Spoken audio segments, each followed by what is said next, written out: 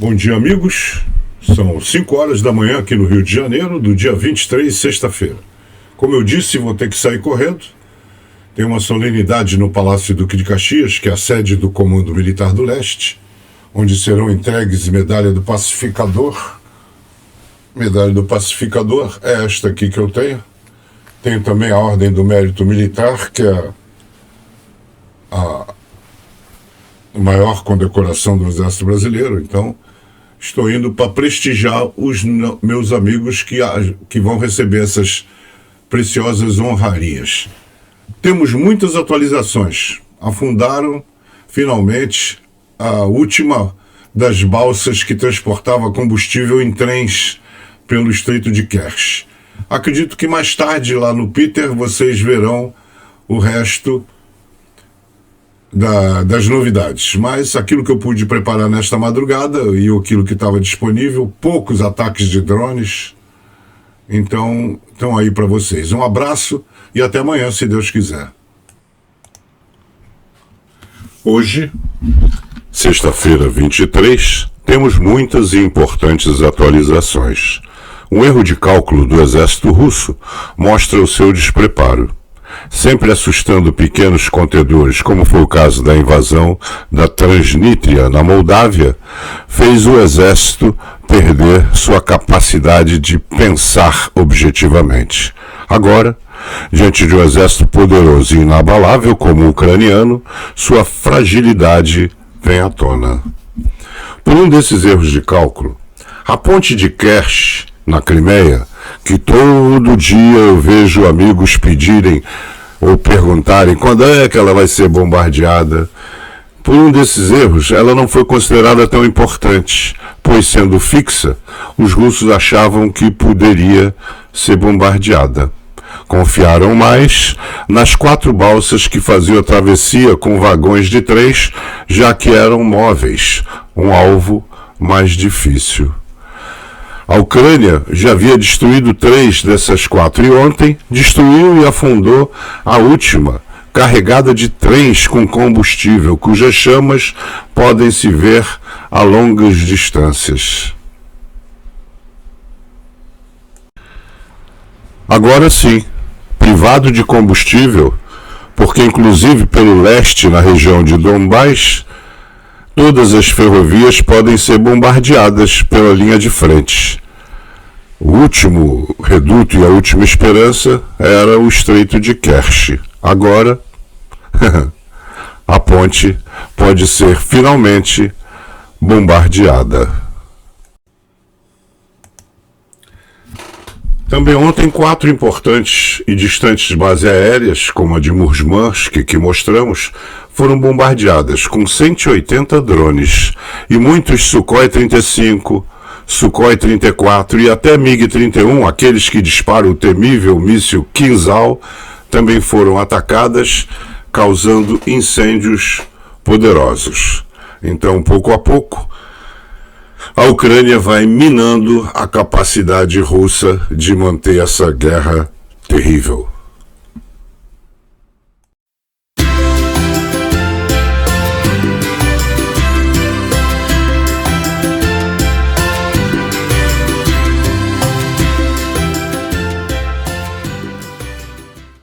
Antes de começar a falar de guerra, deixa eu falar de crime de guerra. É um crime o que a Rússia fez com esse belo Antonov 225. Era o maior avião do mundo. Olha a quantidade de trem de aterrissagem que ele tem. Passa esse filme desde o início e você vê até o trem de aterrissagem lá da frente dele, era tudo duplicado por causa... Olha, tá lá. Olha o tamanho do bicho. Era um gigante que foi destruído no ataque naquele aeroporto de Kiev, no início da invasão, em fevereiro de 2022. Então, só ficou as fotos e a memória daqueles que os conheceram. Ele veio ao Brasil uma vez, e a gente pôde ver sua beleza e o gigantismo. Isso mostra como é a indústria da Ucrânia. Antonov é uma fábrica de aviões ucraniana. Tá vendo? Ai, eu fico com pena cada vez que eu vejo isso e quando eu vejo os restos carbonizados dele. Muito bem. Então vamos àquilo que vocês mais gostam. Tá aí, o Noel Reports, né? Que é um canal do Telegram, mostra aí mais prisioneiros russos que foram feitos na região de Kursk. Então lá todo mundo deitadinho na estrada, esperando condução. Isso é aquela perseguição política, né? Esse é o pessoal do Azov, que lutou até o último homem em Mariupol. No fim, sem comida, sem possibilidade de nada, eles foram obrigados a se render. E agora o Ministério Público russo solicitou até 24 anos de prisão para os cativos de Azov. 9 mulheres, a maioria das quais trabalhava como cozinheiras em Azov, quer dizer, nem combatia, era cozinheira naquela grande fábrica, né? Estão sendo solicitadas a cumprir de 16 a 19 anos em uma colônia de regime geral. Os homens estão enfrentando de 16 a 24 anos em uma colônia de regime estrito, onde poucos sobrevivem aos maltratos dessa raça ruim que é o russo. Bom, é claro que eu tirei o som. Eu sei que você gosta daquela voz grossa do Zelensky, ele tem uma voz grossa, né? Mas como a gente não entende nada, vamos lá que eu vou tentar traduzir. Discurso noturno de Zelensky. Já houve vários relatórios do Comitê Principal de Sirski. À frente é a nossa posição. Antes de tudo é a direção de Pokrovsky, a nossa região de Donetsk. Entendemos o espaço do inimigo e nos fortalecemos. Foi realizada uma fiscalização quanto ao fornecimento de cartuchos.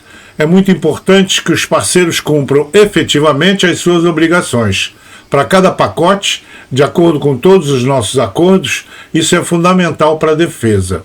Nossa operação na região de Kursk, nosso trabalho de combate continua. Medidas estão sendo tomadas. Controlamos certas áreas e obrigado a todos os nossos rapazes e todas as divisões pela maior reposição do fundo cambial.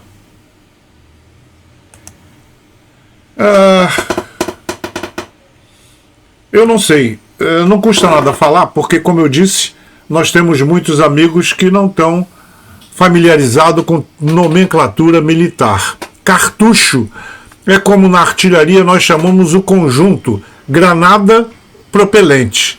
O propelente, muitas vezes, é num estojo, um cartuchão grande, né? Mas nem sempre, às vezes é um saco de pano, não importa. Você primeiro engrasar é enfiar a granada até ela prender no raiamento. Você primeiro engrasa a granada e depois você coloca o propelente e, por último, uma carga que pode ser um estojo de fuzil, alguma coisa que vá fazer a ignição. Isso é cartucho que ele menciona ali, ou seja, está falando em munição de artilharia. Ainda do Telegram, combatentes histerianos do destacamento Kamzat-Gelayev lutando ao lado da Ucrânia em Suzda. Agora, pelo amor de Deus, ninguém me pergunta o que é histeriano e nem que destacamento Kamzat é esse, porque eu não faço a mínima ideia. Se alguém souber, por favor, deixe aí nos comentários. Imagens geolocalizadas, diz o Noel Reports, mostram a infantaria da Ucrânia enquanto sofria algumas baixas, mantendo presença em Ruskaya, Konopelka, a leste de Suzda. Ataques contra o assentamento foram relatados ontem. Os próximos dias determinarão se as Forças Armadas da Ucrânia conseguirão estabelecer e manter o controle total. Aí vemos a foto em tamanho grande.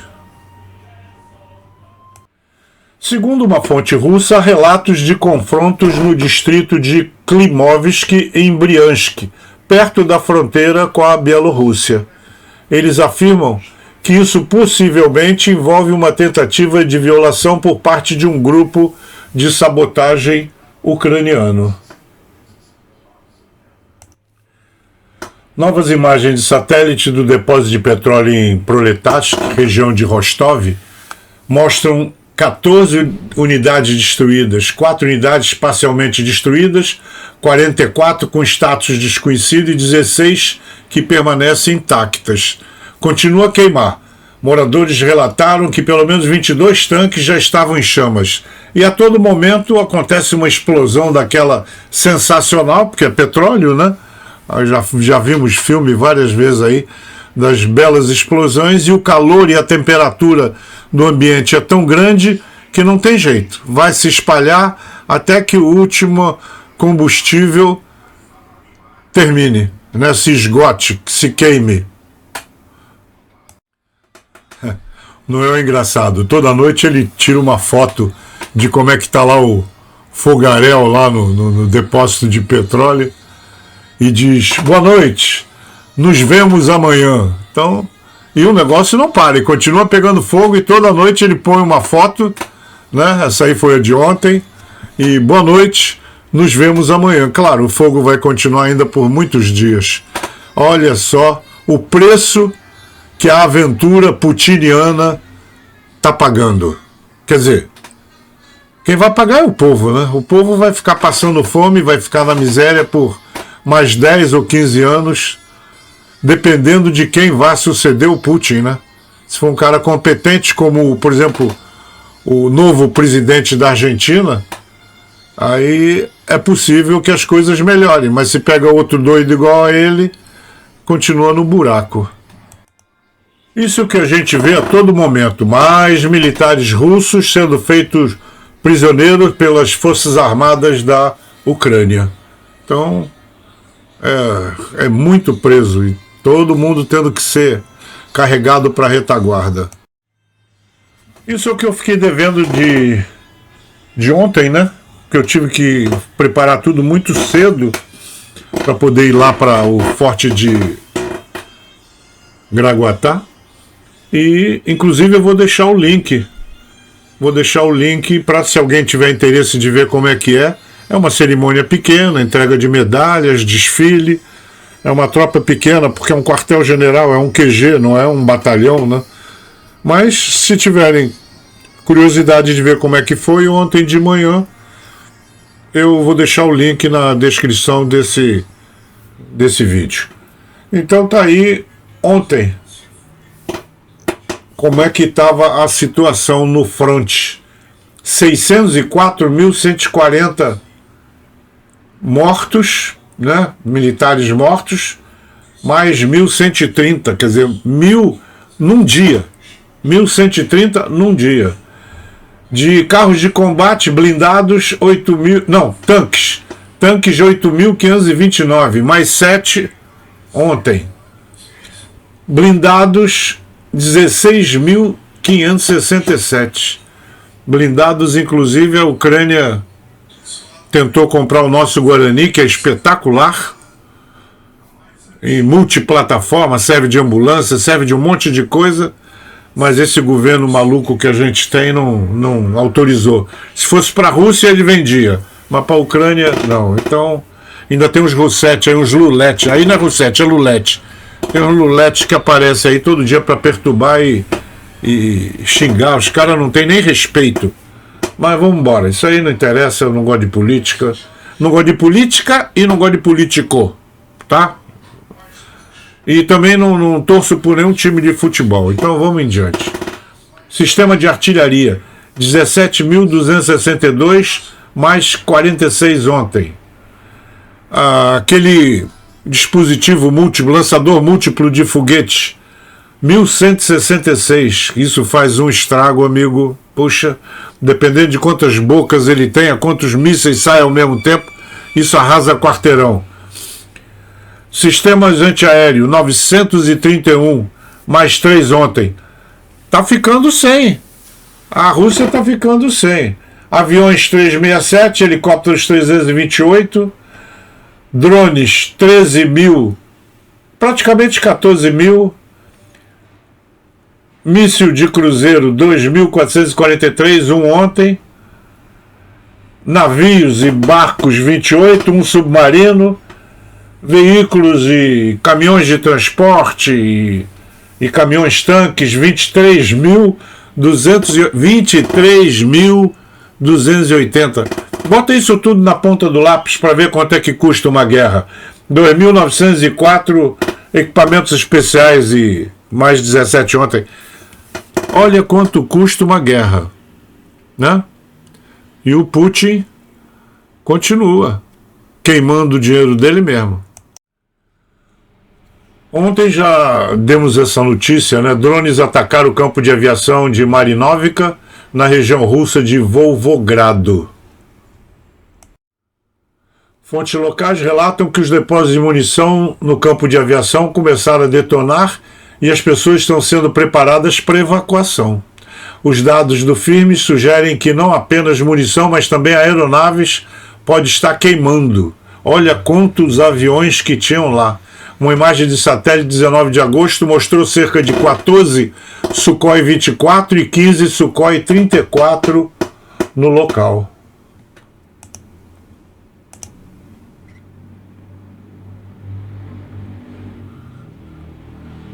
Olha só o fogaré, olha a quantidade de fumaça. Olha a quantidade de fumaça. Olha, lá no fundo vai aparecer uma grande explosão. Tá vendo aqui? Aqui, ó, onde está o cursor. Uma grande explosão, grande mesmo, porque esse troço aí tá longe. Pô, parece até uma bomba atômica, olha só.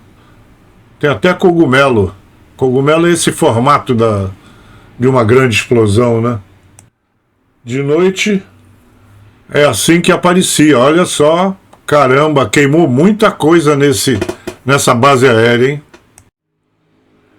Essas marquinhas vermelhas é a quantidade de fogo vistas por um satélite especial que identifica queimadas. Então não é uma fogueira qualquer que aparece no satélite. Precisa ter uma caloria bastante intensa.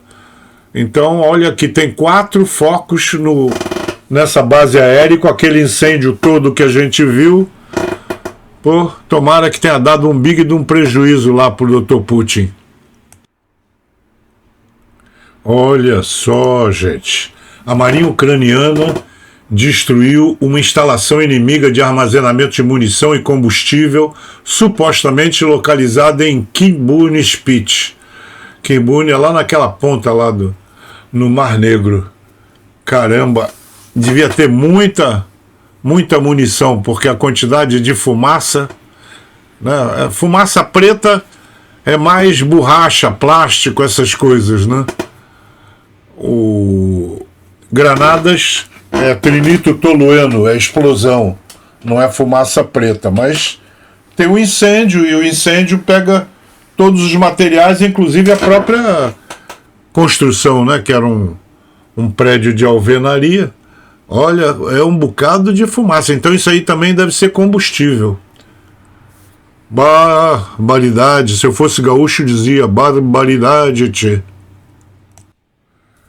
Caramba, aqui os paraquedistas da 46 Brigada Aerotransportada da Ucrânia destruíram 13 peças de equipamento militar russo, incluindo tanques e veículos de combate de infantaria, durante uma operação coordenada de 3 atos envolvendo artilharia, unidades antitanques e drones. Entre as perdas russas estava um tanque T-90, dos mais modernos. Então, quanto mais destrui, menos ímpeto o russo continua nessa sua sanha destruidora. Então, maravilha, né? Parabéns aí aos paraquedistas da 46ª Brigada. Ô, ferro! Então ele fala que é em 3 atos, né? Porque unidade antitanque, com Javelin e qualquer coisa assim, drones e usando a própria artilharia, quer dizer, usando tudo que tem nessa invasão aí de Kursk.